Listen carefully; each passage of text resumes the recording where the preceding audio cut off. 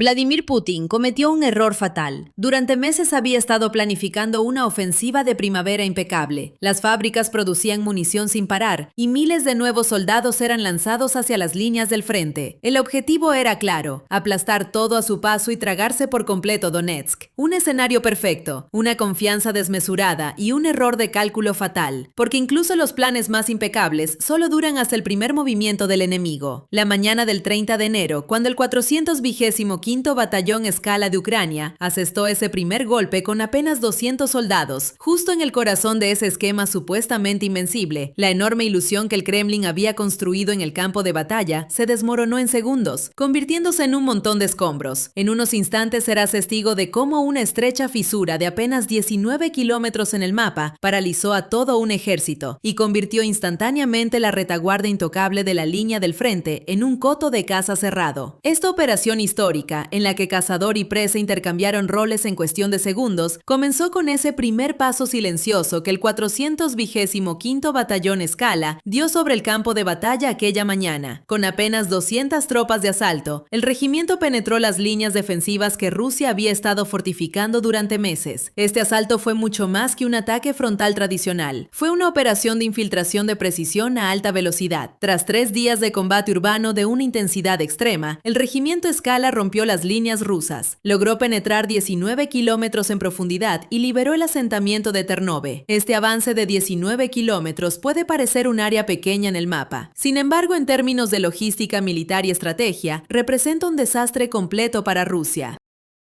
La brecha en la defensa significa que las líneas de comunicación y suministro de las fuerzas rusas en la zona están ahora directamente al alcance de la artillería ucraniana y los vehículos aéreos no tripulados. De hecho, esta situación ha demostrado dolorosamente que las áreas de concentración que el mando ruso creía seguras detrás de las líneas del frente ya no lo son. Aunque la fase principal de la operación ha concluido, los enfrentamientos encarnizados con elementos rusos aislados que intentan mantenerse en el área continúan. Sin embargo, el dato más llamativo es que más de 600 soldados rusos fueron neutralizados durante esta operación. Las imágenes reflejadas en informes independientes desde el terreno muestran que las fuerzas ucranianas han alcanzado la etapa de completar operaciones en 3 pequeños asentamientos de la zona y están llevando a cabo operaciones de limpieza en otros 2. Una vez completadas estas operaciones de limpieza, los últimos pequeños fragmentos de territorio que Rusia podría ocupar dentro de la región de Dnipropetrovsk también serán completamente liberados. Esto no es solo una ganancia territorial, también significa que la capacidad del ejército ruso para representar cualquier amenaza estratégica sobre el río Dnieper ha sido efectivamente eliminada. Entonces, ¿cómo abrió el regimiento Skala esta brecha? La respuesta yace en las operaciones de ceguera que Ucrania ha estado llevando a cabo sistemáticamente durante meses. Un ejército que no puede comunicarse, no puede combatir. Examinemos más de cerca los desarrollos en torno a Mirhorod, al noroeste de Dnipro. Mientras la 79ª Brigada de Asalto Aéreo combate en intensos enfrentamientos de infantería en los suburbios norte de la ciudad, una guerra tecnológica completamente diferente se desarrolla en segundo plano. Las fuerzas rusas están utilizando zonas urbanas civiles como escudo para atacar las líneas logísticas ucranianas y extender el alcance de sus vehículos aéreos no tripulados.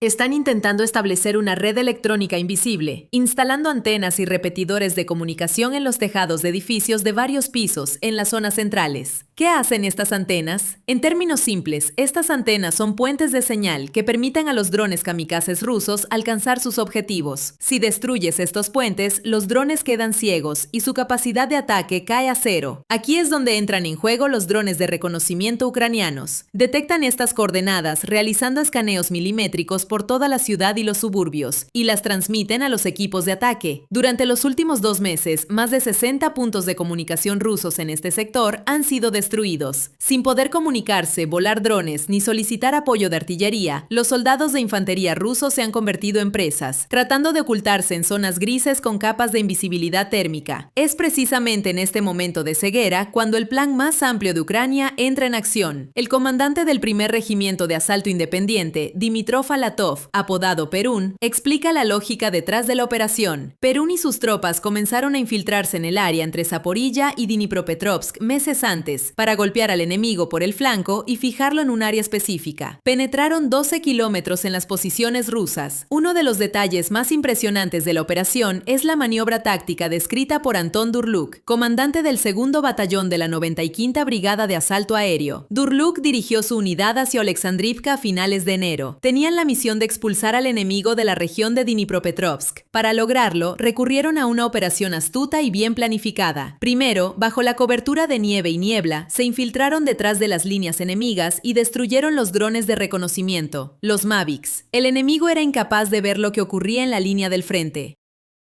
Luego despejaron rápidamente el área por la que habían avanzado. Rodearon a unos 60 soldados rusos, tomaron 3 prisioneros y destruyeron al resto. Pero antes de continuar, hagamos una pequeña apuesta. ¿Crees que Ucrania puede mantener esta presión hasta el verano y desbaratar por completo la gran ofensiva de Putin? Si crees que sí, escribe 1 en los comentarios. Queremos saber cuántos estrategas están viendo este video. Lleguemos al punto principal de todos estos movimientos tácticos, es decir, sus resultados. ¿Por qué son tan importantes estos contraataques? Porque como el Instituto para el Estudio de la Guerra establece claramente, Ucrania ha avanzado cerca de Kupiansk y ha detenido el avance de Rusia en la región occidental de Zaporilla. Más importante aún, estos contraataques están obligando a Rusia a realizar redistribuciones urgentes en 3 áreas diferentes. En términos militares, esto significa que los generales de Putin entraron en pánico. Se vieron obligados a enviar unidades élite aerotransportadas y de infantería de marina que habían descansado, equipado y reservado durante meses para una gran ofensiva de primavera y una gran operación de ruptura en Donetsk, a las fronteras de Zaporizhia y Dnipropetrovsk. Ucrania no esperó a que Rusia hiciera su movimiento. Volcó el tablero de ajedrez. El mando ruso perdió el lujo de atacar en el momento y lugar de su elección. Ahora están consumiendo sus reservas anticipadamente para tapar los agujeros que Ucrania ha abierto. Esto está produciendo efectos tácticos, operacionales y estratégicos, señalan los informes del ISW. El plan de ofensiva de primavera de Putin está siendo destrozado por los ataques preventivos de Ucrania, mientras todavía está sobre la mesa de planificación. Sí, el ejército ruso tiene una enorme capacidad humana, pero no es infinita. Y lo más importante, esta fuerza ya no está combatiendo donde el Kremlin quiere que lo haga. Se ve obligada a combatir donde Ucrania quiere atraerla.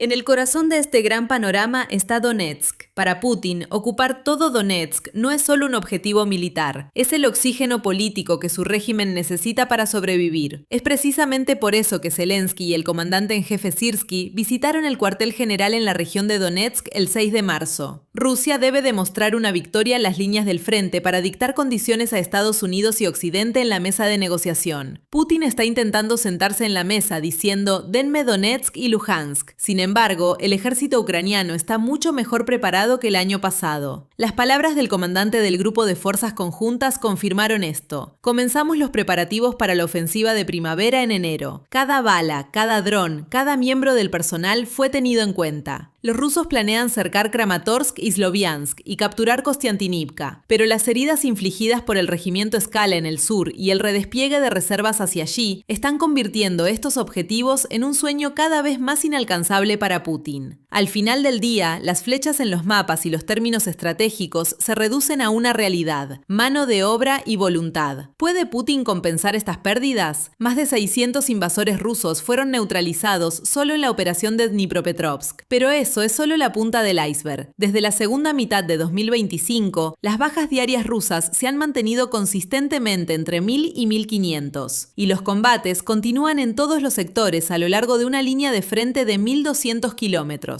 ¿Cómo está intentando Rusia compensar estas pérdidas? A través de 3 métodos principales, todos los cuales se están acercando a un punto de quiebre. Primero, la movilización secreta. El Kremlin no quiere repetir el shock social causado por la movilización parcial de 2022. En cambio, está llevando a cabo campañas de reclutamiento de voluntarios con altos bonos de firma.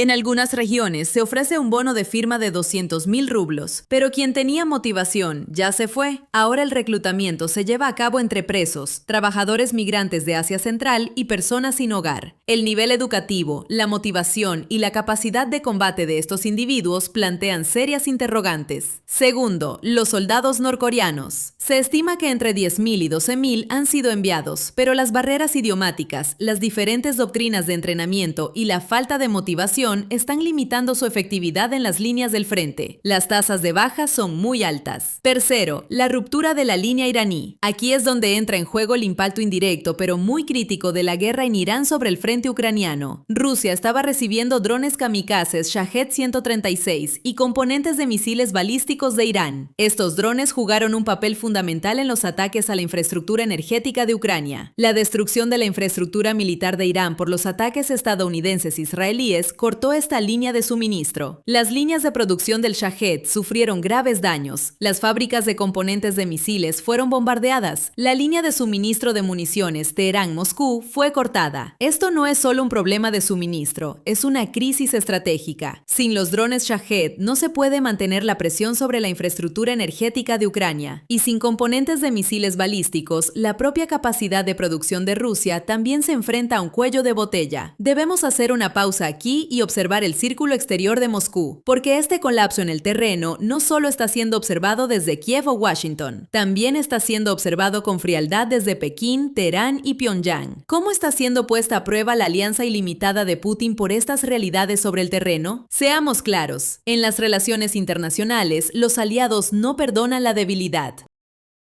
Y ahora mismo hay debilidad sobre la mesa de Putin. Desde el principio el liderazgo chino ha visto esta guerra como una oportunidad para sus propios intereses. Xi Jinping quería una Rusia militarmente fuerte que distrajera a Occidente, pero hoy se enfrenta a un ejército que no pudo detener durante días una operación de infiltración lanzada por 200 soldados ucranianos, que entra en pánico en sus propias líneas del frente y que está derrochando sus unidades élite. Pekín no invierte en igual medida en el fracaso. Cada golpe que recibe Putin en el terreno aumenta la dominancia económica y política de China sobre Rusia. Rusia ya no es el aliado igualitario de China, se está convirtiendo en un estado vasallo que proporciona energía barata y está militarmente atascado. El frente norcoreano es aún más trágico. Kim Jong-un apostó estratégicamente al enviar a sus soldados élite a Rusia. Sin embargo, debido a las tácticas descuidadas de los comandantes rusos, esos soldados no se convirtieron en otra cosa que en números lanzados a las líneas del frente. Las tasas de baja son tan altas que Pyongyang, que debe su capacidad militar a su enorme ejército, pronto tendrá que cuestionar el costo de este refuerzo humano. ¿Por qué desperdiciaría a sus mejores soldados en un frente que está perdiendo? Y en cuanto a Irán, ya mencionamos que la línea de municiones Teherán-Moscú ha sido físicamente cortada, pero no es solo la línea de suministro la que ha sido cortada, es también la confianza estratégica. Mientras Irán lidia con sus propias crisis regionales y los daños a su infraestructura, queda claro que Rusia no puede proporcionarle un escudo protector, ni diplomáticamente ni militarmente.